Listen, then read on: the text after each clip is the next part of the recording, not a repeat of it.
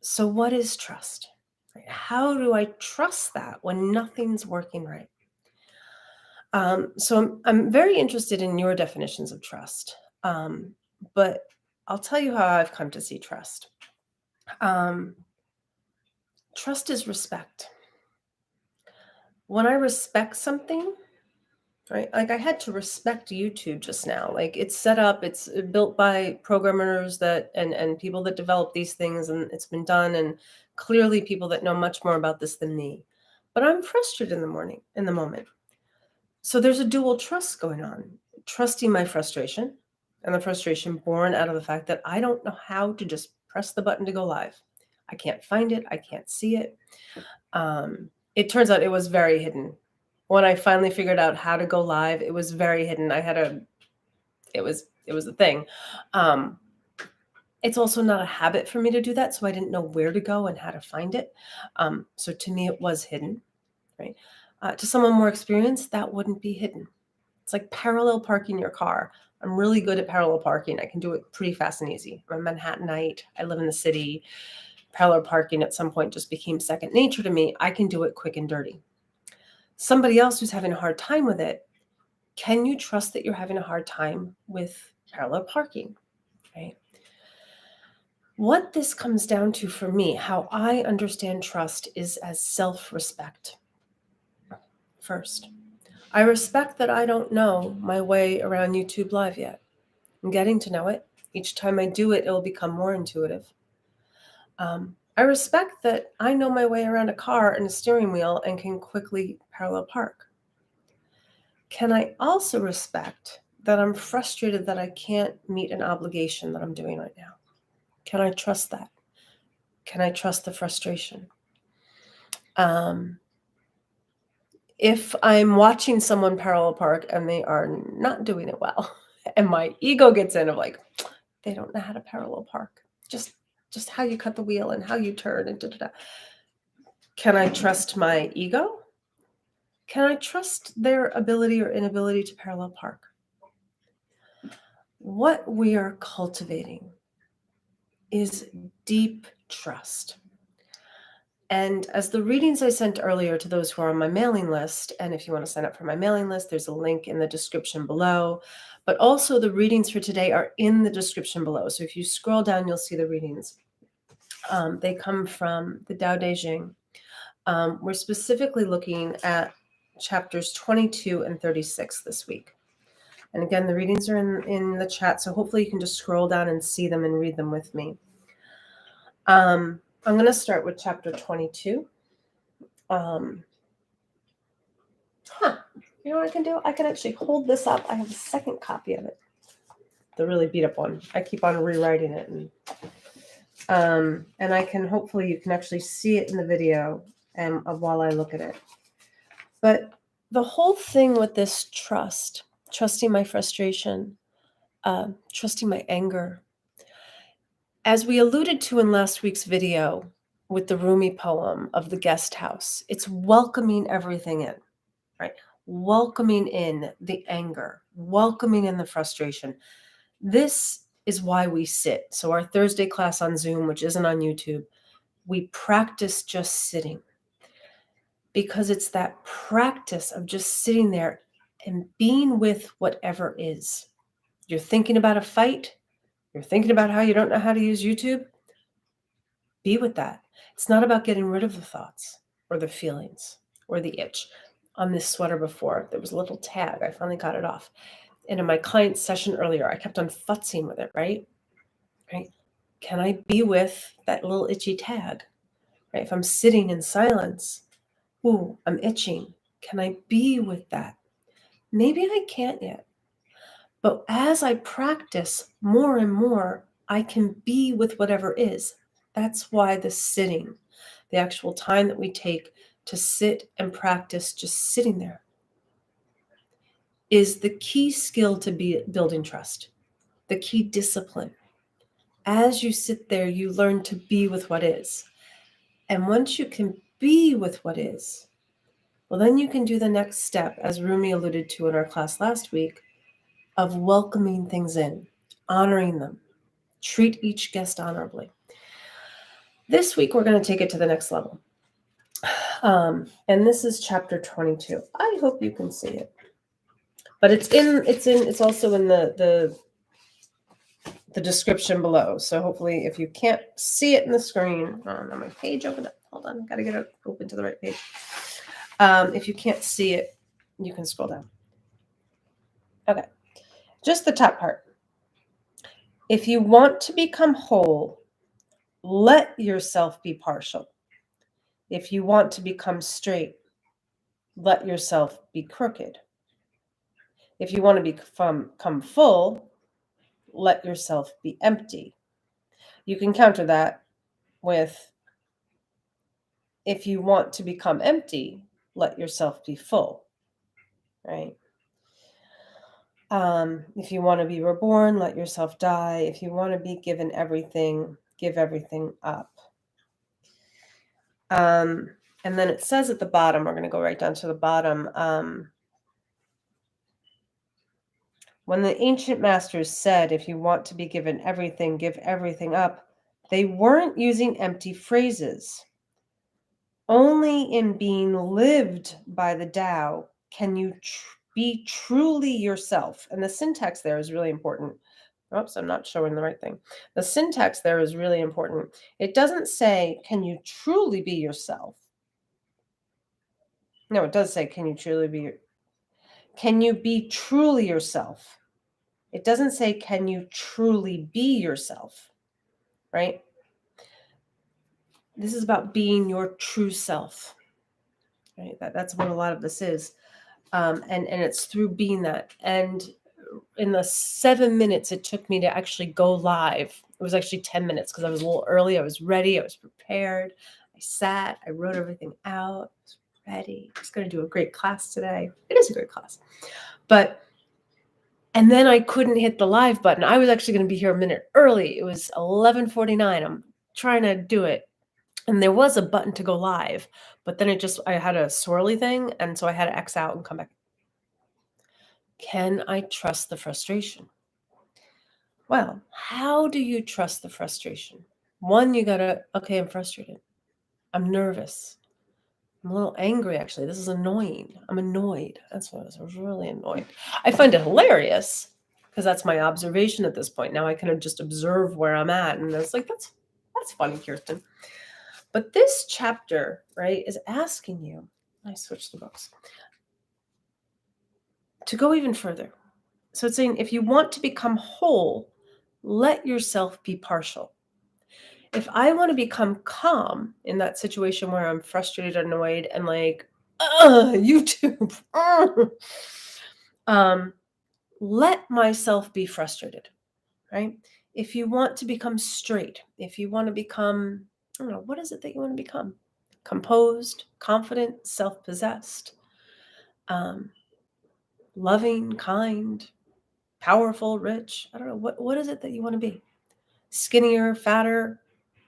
Let yourself be the opposite. Welcome it in. Get even more. Oh, what's a good example here? I want to be calmer. Let myself be frustrated. Be as frustrated as I can be. Go deep into the frustration. As we alluded to in last week's session, that Rumi poem that I love so much, The Guest House, on page 109 of the Coleman Bark main Rumi book, where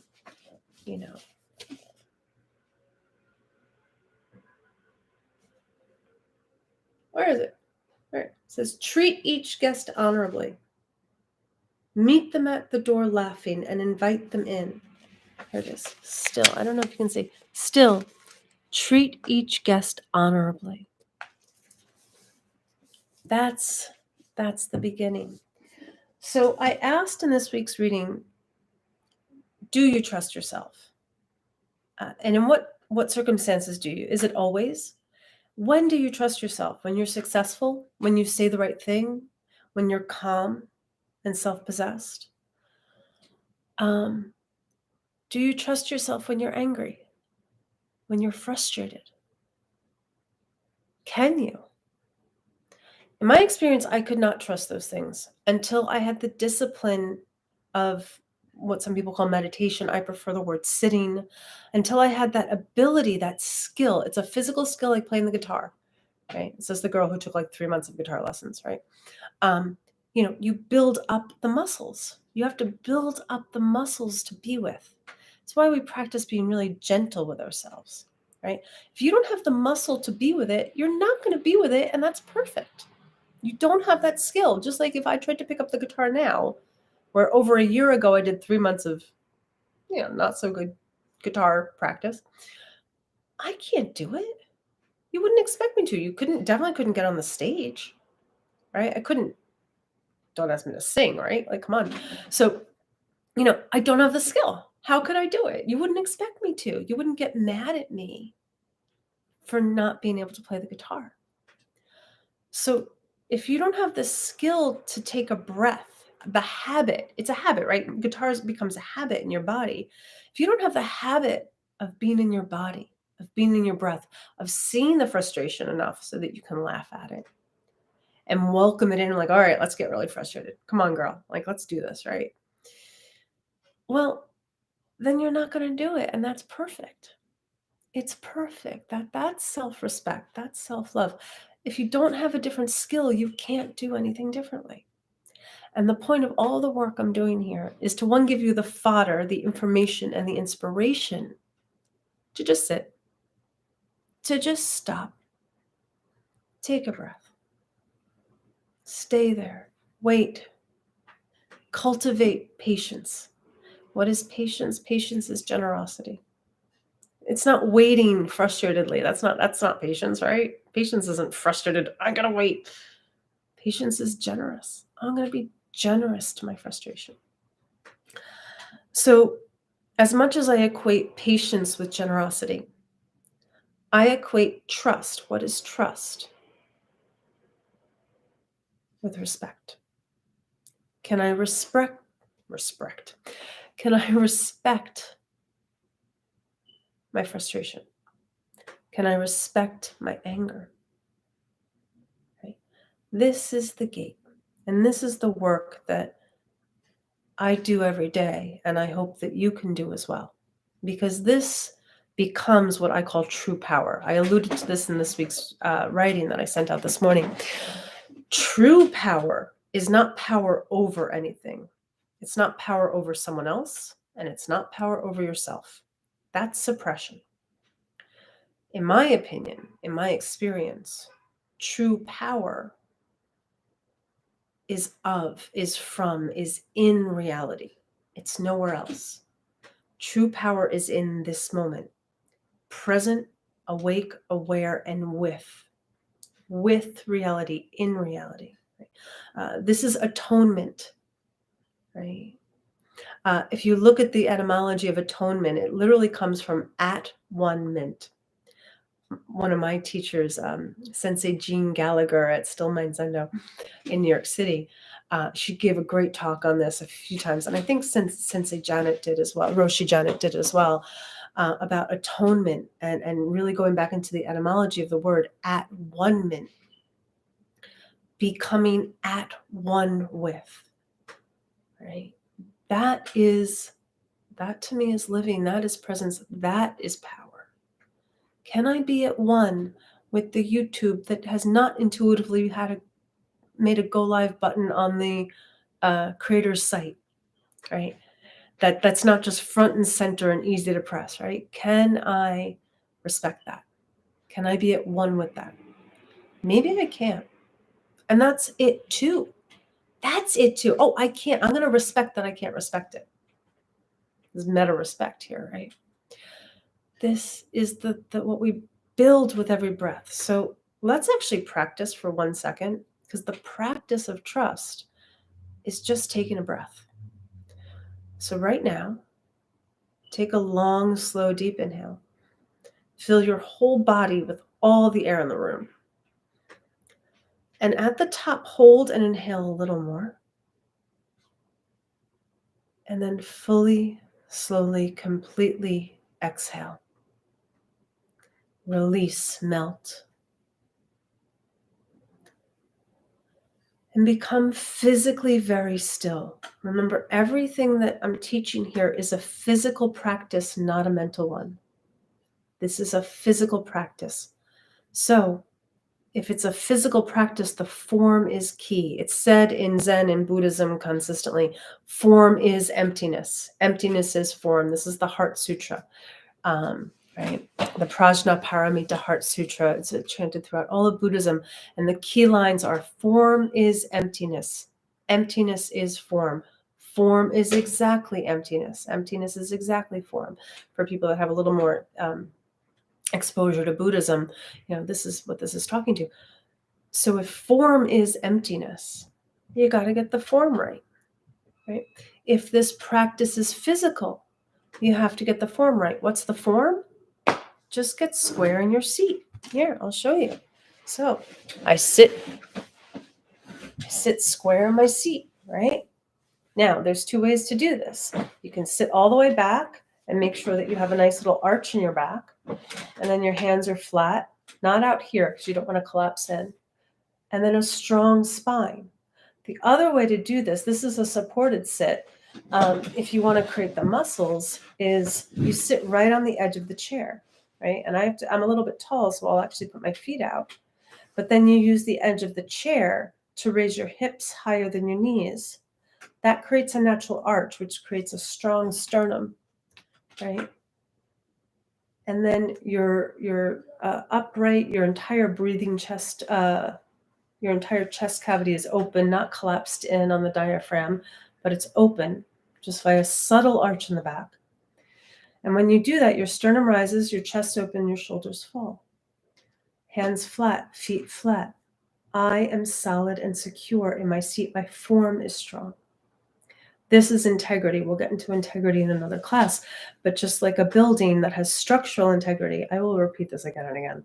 And at some point it'll become like, you'll really hear it. But just as you would say, a building with structural integrity, right? Architectural integrity can stand strong on its own because it has a strong foundation and strong internal scaffolding. This is how we do our integrity. I have a strong foundation in my sit bones and my feet. I'm pressing firmly into my feet. I have strong scaffolding. My spine is up. Then what's the last thing that makes a building livable? Spaciousness, right? The spaciousness. If it's crowded, if it's just a block of concrete, you can't live there, right? That's kind of false integrity. Real integrity has spaciousness then, space where you can live. The spaciousness is in the breath. From the way I teach, it's in the lower belly breath. So get into that strong structure and just breathe.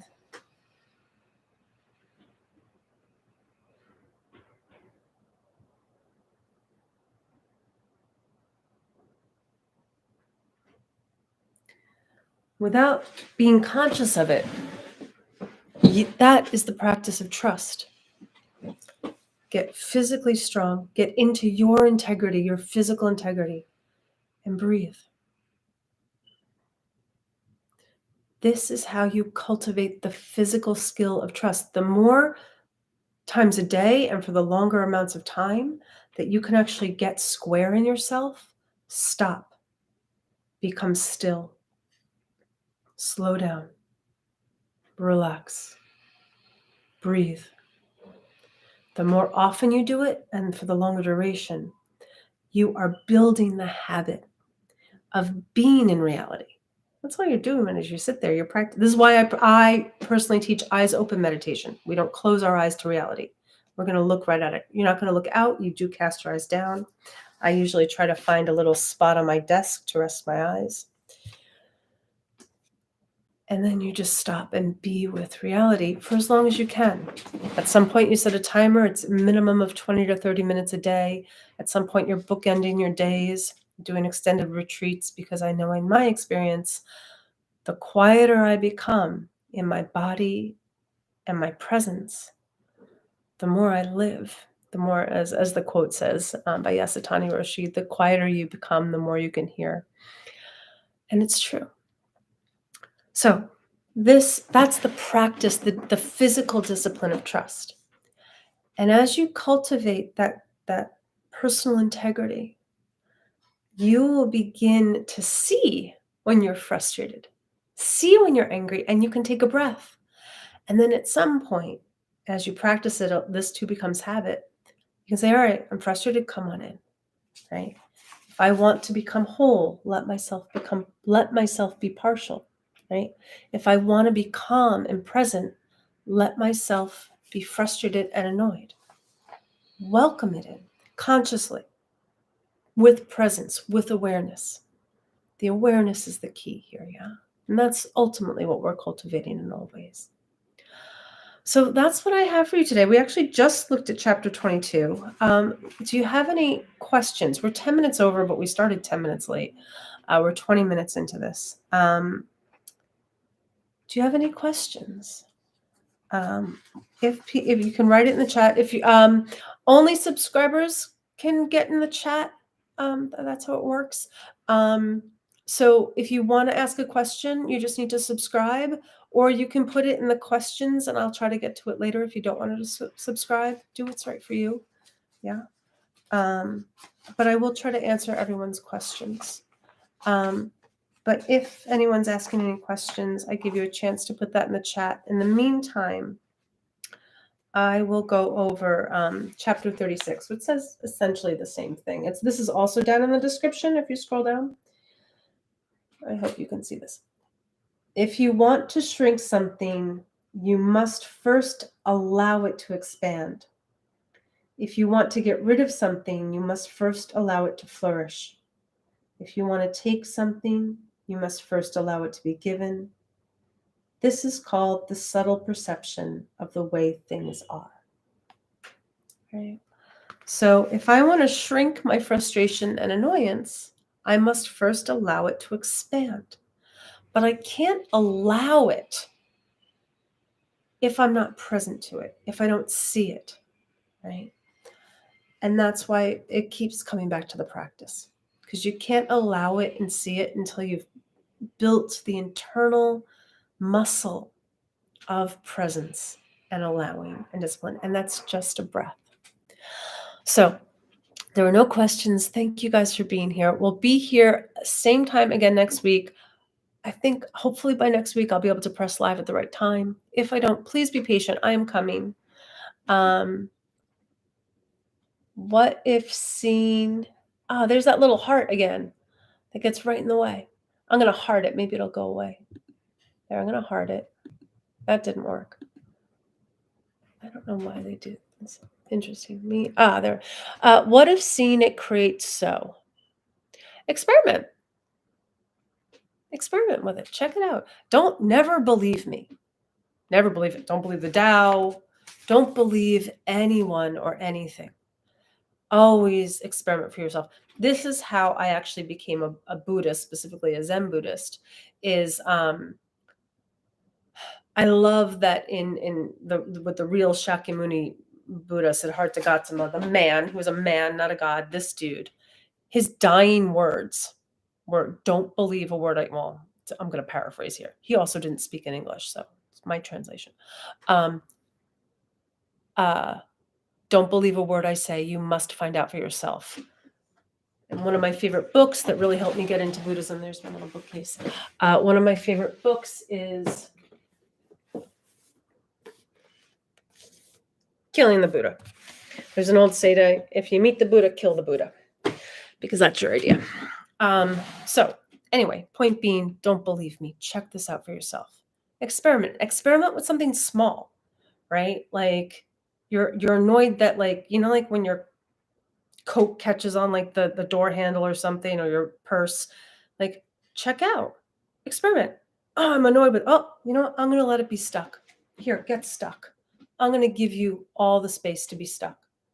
And actually, when I give it the space to be stuck is when it unhooks, right? Find ways to experiment with this. You ask more, what if facing it creates fear and makes it hard to sit?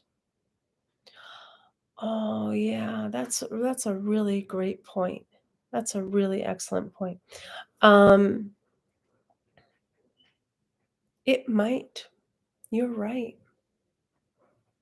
That might happen. That's why the this is maybe you want to really cultivate your sitting practice first and get comfortable with yourself. Now, I don't know if you've ever listened to me or heard me before.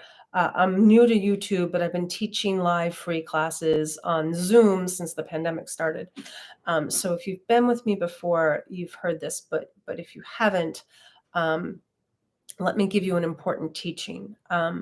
So my favorite quote from the Tao um, is this one. I have little bookmarks that I give to my clients. If you're a client of mine, you get a copy of this. I have a case of this book. I bought a case of this book when I started my business. And I have bookmarks that I send with it. And this is the quote that I find to be the most important training. And this might seem circuitous, the Real Miami vibe, but this is getting right to your answer. Do you have the patience to wait until your mud settles and your water is clear? And I love this imagery because think about a pond after a storm, right? If I try to force, and it's all muddy and got soot and leaves and all this stuff, what happens if you try to push down all the soot and the mud? It just stirs back up. If you try to push it down, it just stirs it up. The only way for that pond, for that water to become clear is with patience, right? A lot of and to me, patience is generosity. But there's something else. It's stillness. This is why I say become physically still. This is a physical practice, not a mental one, right? Um, the only way that pond gets still is with physical stillness and then patience. It must be physically still for a long time for the mud to settle. And here's the thing, we don't get rid of the mud, right? That's the fertilizer, right? Just like we don't get rid of the mind or we don't get rid of emotions. They're fertilizer. We just don't want them stirring up and clouding our vision. This is like till your water is clear, right? Till your water is clear. So it might not, when I first start teaching meditation, it's not about clearing the mud. It's about just allowing it to be there. You don't even have to face it, but it's about being aware of it. So I think a lot of people have a hard time with meditation because the way it's taught is you're going to clear your mind. No, no, that's a recipe for disaster. That's a recipe for fear and making it hard to sit. It can be very frustrating and angry to try to clear your mind when it's running. Most people, when they first start sitting and just staying still, will think, I can't sit. My mind is so loud. And I'm like, no, that means you're doing it right. Because your mind's been loud the whole time. You just haven't noticed it. Have you ever been like, this is a girl thing a little bit, but like if you're blow drying your hair while the air conditioner is on and the music is on, while you're blow drying your hair, you can't hear the music or the air conditioner. The second you turn off the hair dryer, this is what I mean, get still, all of a sudden the music's loud, right? You still can't hear the air conditioner. This is still in for a little bit longer. All of a sudden you turn off, or the radio settles, you turn off the radio, right? Next thing you know, you can hear the air conditioner. Air conditioner cycles off. Next thing you do is you hear the refrigerator hum. And more and more and more, you hear more, right? It opens up in its own time to you. But it's not about getting rid of the hair dryer or the radio or any of these things, right? It's about first being with them as they are, just being aware of it. You don't actually have to do anything. This was so cool about it. You don't have to do anything, right? And here's the thing. Sometimes facing it will create fear. And this is a deeper conversation, and we can do another class on this at some point. Facing it might create fear because fear is a very smart and intelligent human response. And if it feels overwhelming, that's your body saying, stop, don't do this, respect me. Right? This is where getting in touch and feeling things, it's like I'm constantly asking my body, what, if anything, do you need from me right now? What is this, right? It's a real intimacy and discussion and almost negotiation with myself and my body, again and again, returning to the self. And this, it might be hard to sit with things that you're not ready to sit with. So don't force yourself. There's no forcing here because ultimately there's nowhere else to get to. There's nothing to perfect or achieve. We're only ever alive this moment. This is it. This is your whole life right now. Everything else is imagination or memory. And here's the thing, imagination and memory, we know, they're pretty delusional.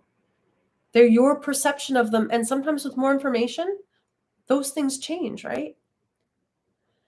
When I touched my hands a few moments ago, that moment I can never get back. But this moment I have. This moment, this moment, this moment. And if in this moment my body's saying, stop, I don't want to look at this, I respect it. And I just take a breath. I say, okay, breathe. To me, this is how you cultivate true self-love, true self-respect. Whatever's arising, I see it and I respect it to the best of my ability because that's my whole life in that moment, right? Here's the thing.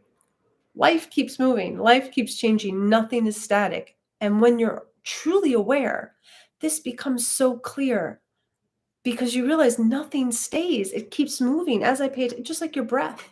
You pay attention to your breath. It's constantly changing and moving. That's the anchor of the practice, the breath, right? So, you realize I can be with this because this is going to move and change. And as I pay attention to it, I'm scared. I'm scared. Okay, you're allowed to be scared. All right, I'm hurt. Oh, yeah, I'm hurt. No, I'm really scared. What are you scared of, honey? I'm afraid I'm going to get hurt again. Yeah, that's pretty smart. You've been hurt in the past. You begin to really see as you get intimate with yourself and you watch the changing, you begin to see the intelligence of yourself, the intelligence of everything. And this nicely circles all back now. That is true trust. Like, oh, I get it. Yeah, I see how that's smart. And then everything that arises, more and more, the trust grows, the trust builds. And to me, that's when my heart opens up. And that feels real good. But if my heart closes up because YouTube's being not having a good time, if I'm getting frustrated and I'm shaking a little bit, okay, I trust that too. I love that too. I don't just love myself when I'm good or calm or confident. I love myself when I'm angry and frustrated. As it said in the reading from last week, that's true trust, right? Chapter 49, where is it? She's good to people who are good. She's also good to people who aren't good. This is true goodness. She trusts people who are trustworthy. She also trusts people who aren't trustworthy. This is true trust. Okay? She trusts herself when she's trustworthy. She also trusts herself when she's not trustworthy. That's true trust. Guys, thank you so much for being here. We went well over. I actually have another meeting in 10 minutes, so I have to log off. I really am grateful for the questions. Thank you so much. And for your time and your patience with me, even figuring out how to get online today. Did it each day. There'll be no meditation class this Thursday on Zoom because it's Thanksgiving and I will be with my family and there will be a kitchen full of humans cooking and singing and dancing because that's what we do. But next Tuesday, we're here again. And next Thursday, the Zoom practice class, which you can get the link to on my, if you email me on my website, I'll send you the Zoom link, where we actually practice this discipline together, right? Which just doesn't suck at all. And I'm so grateful. Have a fantastic holiday if you're celebrating. I am really grateful for you guys for being here and for doing this with me. I love this, and it's an honor. Have a great week. Happy Thanksgiving. Breathing and sitting with you.